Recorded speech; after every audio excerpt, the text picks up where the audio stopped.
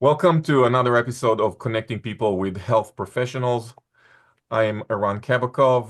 Uh, this podcast is brought to you by Pronex Inc. With me today is Dr. Hargroder. Welcome.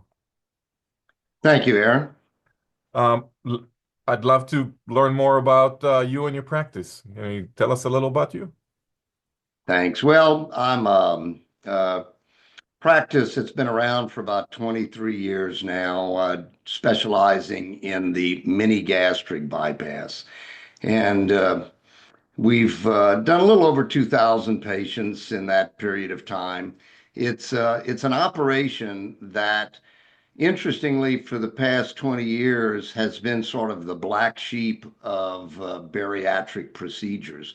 We've seen so many procedures, the band, the sleeve, and so many of these procedures that pop up and they're immediately embraced by the bariatric community. This particular operation was developed by a surgeon named Dr. Robert Rutledge, uh, who was a successful Roux-en-Y surgeon who was on trauma call one night and encountered a uh, gunshot wound to the abdomen that he had to go in and do an emergency laparotomy. And in doing so, he did what we call a salvage procedure. You want to get in and out as quickly as you can. He had the patient had a severe injury to the pancreas and the duodenum, so he brought up a loop of small bowel to the stomach to bypass that damaged part. And it was like a light bulb moment for him. He had a patient scheduled for surgery the next morning that he was planning originally on doing a Roux-en-Y, but it just so happened to be a friend of his, somebody that actually that he worked with in the operating room. And he went to that individual and made a proposition of, hey, I've got a crazy idea. Instead of a Roux-en-Y, how about I just bring a loop of bowel up to your stomach and it'll be quicker, it'll be easier. And that's what he ended up doing. And therefore, the mini gastric bypass was born. Um, since that time, he's gone on to become a world-renowned surgeon. And my only claim to fame is that I was his very first student. So I reached out to him when I was expressing an interest or looking into bariatric surgery as a niche for me. I was originally a kidney and liver transplant surgeon, and unfortunately, our program at our local hospital, they ended up shutting the program down despite it being very successful. It just, there was a lot of changes going on at the hospital at the time, and they kind of weeded out the bariatric or the transplant program. So I was looking for another niche, so to speak, and bariatrics seemed appealing. And so I reached out to Dr. Rutledge as I was investigating bariatric surgery. I originally thought I was going to do the Roux-en-Y because that's what everybody else was doing. I went and took a course on the Roux-en-Y, and really that's what I thought I was going to do. Uh, and in that process of self-education, I remember I went down to Dallas, Texas, and went to a weekend course on the Roux-en-Y. And part of that course was watching a live surgery where you sit there in the audience and they broadcast it on the screen, this live surgery. And it took a little over 2 hours for these three different surgeons and four different assistants to complete this Roux-en-Y procedure. And then Dr. Rutledge and I communicate, and he invites me up to his hometown where he's operating. And I go into the operating room with him and see him in about 30 minutes do this very simplified operation. Made rounds with him the next day on the five patients he had operated on that day. And they're all up walking the halls and ready to go home. When at the time, and remember, we're talking 23, 24 years ago, most of the Roux-en-Y patients, had a 2 or 3 day ICU stay and they were in the hospital for a week, and the procedures were fraught with a lot of early complications. And it was for me, it was one of those moments after spending time with him with that's the operation I want to do. It just seemed to make a lot of sense. So Dr. Rutledge kind of took me under his wing. He actually got his medical license and privileges at my hospital here in Missouri. Came here once a month, and we operated on patients together for about 6 months until he sort of passed the baton on to me, and then I started my practice. And I've basically been doing the mini gastric bypass and only the mini gastric bypass ever since then. And people ask me oftentimes, why don't you offer the other procedures? And quite honestly, um, I haven't found an indication where one of the other procedures would necessarily be advantageous. And kind of live by the philosophy the best way to get really good at something is to do it over and over again. And if you spread yourself too thin, if you don't have a high enough volume of a practice, you'll never get enough of any single procedure. So I've been doing this particular procedure since then with very excellent results, long-term results. Patients tend to maintain their weight loss. It has all of the benefits that you would have with something like the Roux-en-Y, with actually a better safety profile. And as far as long-term results, weight gain, weight regain, very uncommon, even 10, 20 years out. And all of the same positive effects on things like, diabetes, high blood pressure, sleep apnea, those sort of things, where basically when we send patients home the next day, they're sent home off their diabetes medicine, off of their high blood pressure medicine, and about anywhere from 75 to 90%, depending on which comorbidity you're talking about, they'll never have to go back on any of those medications ever again.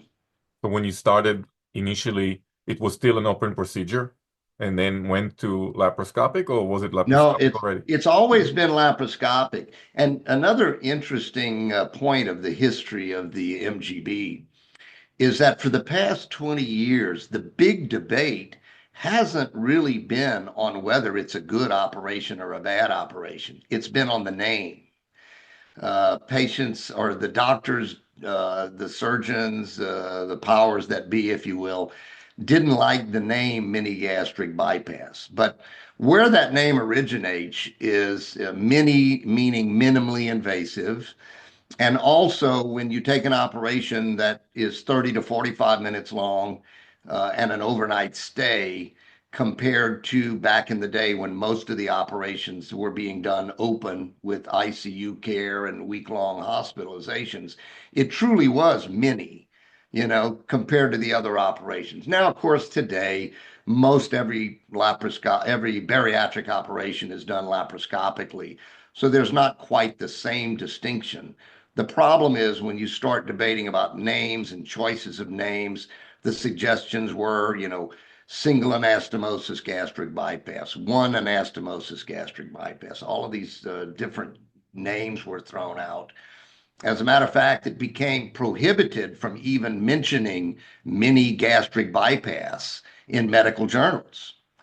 But a lot of that was personalities and politics. Dr. Rutledge was one of these guys with a very strong personality that you either loved him or hated him. And through the course of time, he made a number of enemies in the professional organizations that I think sort of kept the procedure from advancing in the United States. And so what Dr. Rutledge ended up doing after several years of trying to promote his operation and just getting nothing but resistance. And the early resistance was based on the worry that this loop bypass would somehow result in severe bile reflux that would somehow eventually lead to esophageal cancer. And there were all of these naysayers with a lot of doom and gloom. And I still remember one of the first bariatric meetings I ever went to in Las Vegas in 2001. And I sat there in the audience and watched presentation after presentation of the various complications going on with the Roux-en-Y and the band, everything from ulcers to, to leaks to weight regain, etc. And I was like, well, geez, fellas, you know, it may not be a perfect operation, but neither is the one you're proposing. So what's the big deal? And as it turns out, ironically, now you look at operations like the sleeve, which is what everybody was jumping on the bandwagon for. And now the sleeves got concerns of up to 30% gastric reflux. And now they're having to monitor them for Barrett's esophagus and the potential for esophageal cancer. So it's a bit ironic. We've never really seen any of those issues. Bile reflux is a certainly a potential complication, but it's one that carries an acceptable risk of anywhere from 1 to 5% of our patients. And generally, if they develop that, we can often treat it medically, or if necessary. I think in 22 years, I've had one patient that I've had to convert from a mini gastric bypass to a Roux-en-Y because they just the reflux was bad enough to have to do that. On all of the others, you treat them medically or treat them in a way with some behavior modification that makes it better. So those worries never really came to fruition. But Dr. Rutledge, sort of getting fed up with the roadblocks that he was hitting in the United States, ended up traveling the world and teaching surgeons in other countries. So that now, for example, the mini gastric bypass is the most common bariatric procedure in India. And it's one of the most common operations in several other European countries. And it's about the third most common around the world. But still, here in the United States, it's the minority operation. It was only a couple of years ago that the ASMBS actually has finally acknowledged that the mini gastric bypass is a procedure that they now endorse. That's amazing. I've been involved in the bariatric surgery community for so long. I've heard of the mini gastric bypass, I know of it, but I didn't realize that it had such a strong footprint outside of the US. And Yeah. India is a small country, so not a lot of people. So that's pretty amazing. What's Yeah. what's so the professionals who are listening probably they know the difference, but if a patient hears this, what is the difference in the experience post-op for a patient who's doing Roux-en-Y or sleeve versus the mini?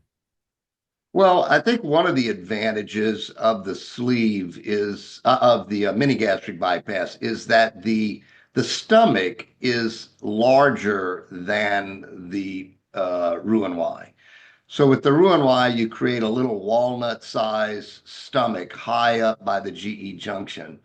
You're going to fill up really, really fast, almost to the point that you can't really enjoy your meal, because you're eating a few bites and you're done. So you're able to eat a little bit more, which makes going out to eat dinner with friends and stuff a little bit more enjoyable. And if you pace yourself just right, you can actually sit there and eat nearly a whole meal. It's not, of course, uncommon for people to be bringing a lot of leftovers home. But I think the big thing is that the bigger stomach for the patient's experience is one of the things that is a positive experience.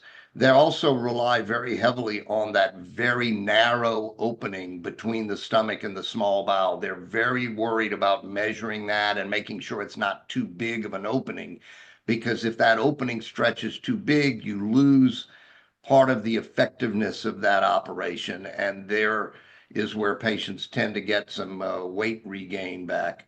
Whereas with the mini gastric bypass, our opening is wide open. It's not restrictive at all as far as the opening between the stomach and the small bowel. So the restrictive part is the size of the stomach, which is like a long, skinny stomach, a tubular stomach. and it relies a little bit more heavily on the malabsorptive part of the operation where you're bypassing several feet of small bowel. So is it long? Is it almost like a sleeve long, where the Yeah, cut and then it actually is. You know, with the sleeve, you cut along the great curve of the stomach, the entire banana-shaped stomach. And the difference is right before the pylorus and just beyond the crow's feet, we're actually going in and cutting down a and partitioning off the stomach and then carrying that division all the way up to the GE junction, just lateral to the esophagus. So you end up with a straight tube that hangs down, and then we simply bring a loop of bowel up. Now, bringing a loop of bowel up as opposed to transecting the loop and then bringing one end up to meet up with the GE junction small stomach and plugging the end back into the side of the small bowel downstream. That division of the small bowel can potentially affect the peristalsis, the rhythmic contractions of the small bowel that keep food moving forward. So it also helps to eliminate that potential risk. There's also another thing called an internal hernia or a Peterson's hernia that the Roux-en-Y gastric bypass surgeon has to worry about. And there's debate over, do you close Peterson's space or not to prevent getting a hernia. Most MGB surgeons don't bother with closing that space because it's just I can't say it's never happened, but it's a very, very rare event to ever get a twist in the bowel that causes an obstruction that becomes kind of an emergency that you sometimes see with the Roux-en-Y and very, very seldom see with the mini gastric bypass. you still get the restrictive portion of it. You still get the malabsorptive because of the loop in the bowel, so a patient would still they still take vitamins, I'm guessing, afterwards, just as Yes. Roux-en-Y. Vitamins and there are three things. While we want our patients to get off of all of their blood pressure, diabetes, the cholesterol medicines, and all of that, there are three things that we recommend our post-op patients stay on for life. One of them is a multivitamin, simple enough, just take a couple of tablets a day. The other is a probiotic to keep from developing what we call bacterial overgrowth syndrome that can lead to some unpleasant side effects with bloating and gassiness and loose stool, bad breath, all of these unpleasantries that can simply be avoided by just taking a probiotic every day. And we actually have the vitamin that we recommend is a vitamin that has the probiotic built into it. And then the third thing we recommend is a fiber product, just to kind of bulk up the stool and keep the bowels moving normally. Sounds, yeah, I mean, that sounds like similar experience. And the results from a weight loss is the same as the Roux-en-Y from a weight loss expectation, and similar to the sleeve. So Yeah, well, I'd say it's superior to the sleeve, both in the amount of weight lost and the longevity of the weight loss, as far as not gaining weight back. It's very similar to the Roux-en-Y. Our average patients lose about 70 to 75% of their excess weight and are able to keep that off, years down the road. We sometimes see maybe a 5 to 10% weight regain 3 to 5 years later. We don't consider that a complication or a negative. We just tell all the patients expect that. You're going to hit your lowest point about 2 years after surgery, and then somewhere around 3 to 5 years you'll gain a little bit back.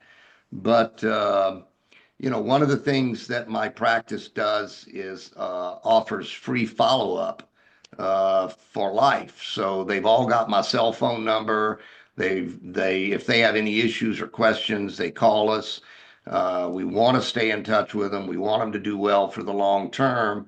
And so, if they do start gaining weight, we want them to call us when they've gained 5 pounds, not when they've gained 50 pounds.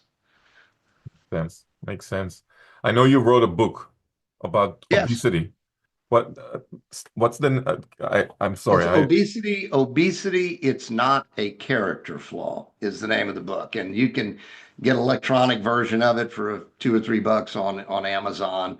But what motivated me to write the book was after some years of experience in the field, I came to really appreciate the the treatment of patients who are struggling with their weight. And the book is a sort of a reassurance to the patients that you shouldn't be beating yourself up. It's not necessarily your fault that you weigh 350 or 400 pounds, while society's attitude is just that, that you're overindulgent and lazy and lack motivation.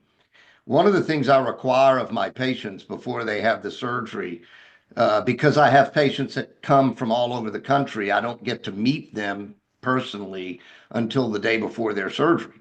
Everything we do is either through calls such as this or, internet based interactions.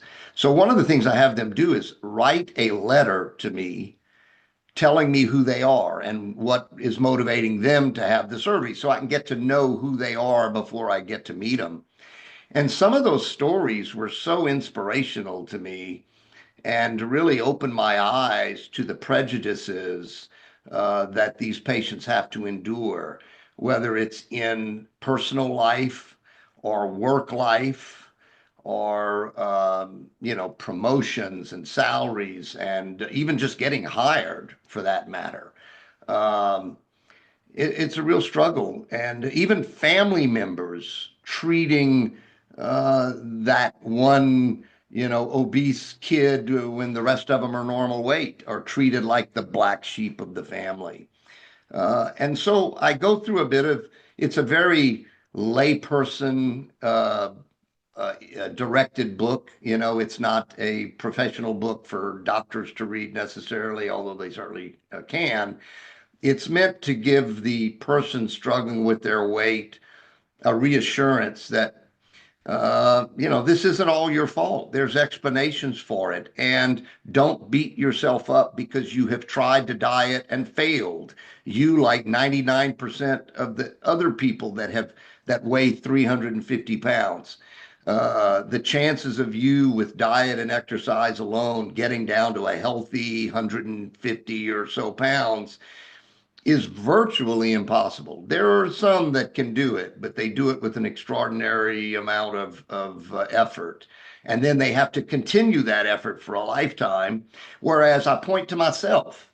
I say, look, I am 5'11", 170 pounds. I've been that since I was in high school.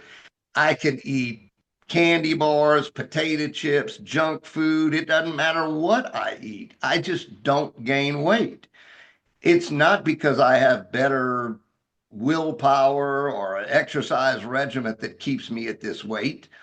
It's genetics and hormones. Those are the two big players. And it really is true that there are some people who can eat whatever they want and never gain a pound, and there are others just look at food and they gain 5 pounds.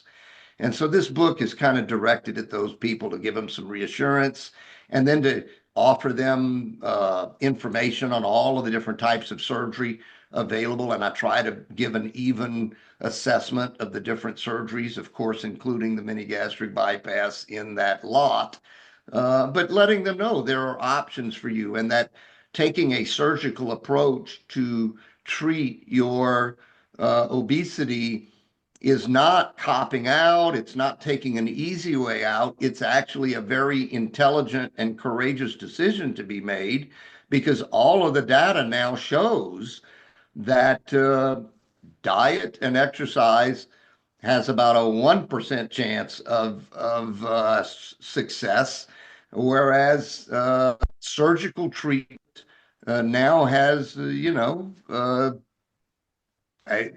virtually 100% success as far as losing a significant amount of weight. And then the vast majority of those are able to keep it off. So that's kind of the motivation for the book. I I I can appreciate it from my own experience. You know, being a physical therapist, I think the most difference I make is by educating the people that walk through my door about, you know, what happened, why are you here? And I feel that at the end of the day, when the patient is uh, balanced physically and mentally, right? Emotionally, they know it isn't your fault. This is what's going on. It they get better. It's part of Yeah. the getting better, right? I mean, I saw a patient today, and she's been dealing with back pain for a long time, and it was just about at the end of the treatment, she's like, I feel better, but I think I feel better because I understand what's going on now. Like I've been trying to find out why this is happening. And I think that people who battle obesity, it is a lifelong. They might get to surgery when they're 50, but like you say, I mean, they've been obese since they can remember. And Yeah. so it's suddenly Yeah. having go One of the ahead. most common responses I get that I ask patients, do you have any regrets of having the surgery? And the most common answer that we get is, yeah, that I didn't have it 10 years ago or 20 years ago. That's that's usually the biggest regret. I can understand that. You know, and you mentioned something about patients coming from all over the country. So first of all, nowadays we see less and less private practices around the country, right? There was the gobbling up of the healthcare system, getting all the private practice. The less private practice becomes a whole lot more difficult to run the business. Um, what? How do you? Um, First of all, was it like I want to take a step and what happened during COVID when everybody went to technology, but is it something that you've done before COVID? And what do you find works for you from a technology standpoint to facilitate it? Yeah. Well, one of the things that Dr. Rutledge was way ahead of his time with was he was already using the internet 23, 4 years ago. Uh, with email exchanges, keeping up with patients in that regard. And that was one of the things that he didn't just teach me the operation, he taught me his entire business model. And as a matter of fact, another interesting point is that he was highly criticized for it back then. That was just inappropriate to be communicating with patients by email and by all of this. And now, of course, post COVID, we see it. But you talk about the big hospitals gobbling you up. Well, I'm sort of one of those surgeons that was a part of that, in that my hospital came to me and said, "We want you to be employed by us. Makes things a lot easier and cleaner, et cetera." And I said, "I will become an employee of yours with one exception, and that is my bariatric part of my practice will remain independent." And so I'm sort of a hybrid employee of my hospital system because I did not want the hospital to gain control of my marketing efforts. And so I have total control of that. And so my website is my, is totally owned by me, and I manage that. I have several other marketing tools that I utilize, and it's been, COVID was somewhat inconsequential, believe it or not, because so much of our stuff was done by internet-based programs anyway. uh, we really only saw about 1 or 2 months of real effect of COVID in terms of the volume in our practice. Other than that, we've been able to maintain it pretty well. So if I'm here in Lago, Florida, outside of Tampa, and I want to come and see you, I go to your website, which by the way is what is the Uh, website? just it's mgb dot surgery, and MGB. that's it. You don't have to put a .com or anything. It's just mgb dot surgery. Okay, I go Uh, there, and then what is the process? How do I start? There are two options there. One is going to be to watch a approximately 60-minute on-demand webinar. And then through that webinar, they ask you for your contact information, and someone from our office, usually Carla, who's a patient of mine, just had her 22-year anniversary this month. And so she's been working for me for nearly 20 years. And so she's my patient care coordinator, and they will talk to Carla, and she is just an absolute delight. She answers their questions, she reassures them, and gets them through the process. And there's also just a contact, like you want to contact us right away. There is a button for that where you can just put in your contact information, and our office will get in touch with you as well. And then I And then do we just all start the process. Yeah, and then I do all the pre-op stuff here at home. And Correct. when I'm ready, like you said, I basically I arrive for surgery the day before. Yeah. We have a very uh, you know well-oiled machine, so to speak, in terms of the process. When you make your contact with Carla, it's all just free conversation. You just talk, you ask your questions, and we don't really require any steps to be taken until you've made the decision to have the surgery. When you've made the decision to have the surgery, we set a surgery date. And then we have about 10 steps that you have to go through. I mentioned the letter earlier. We want you to write a letter, and I give you the points that need to be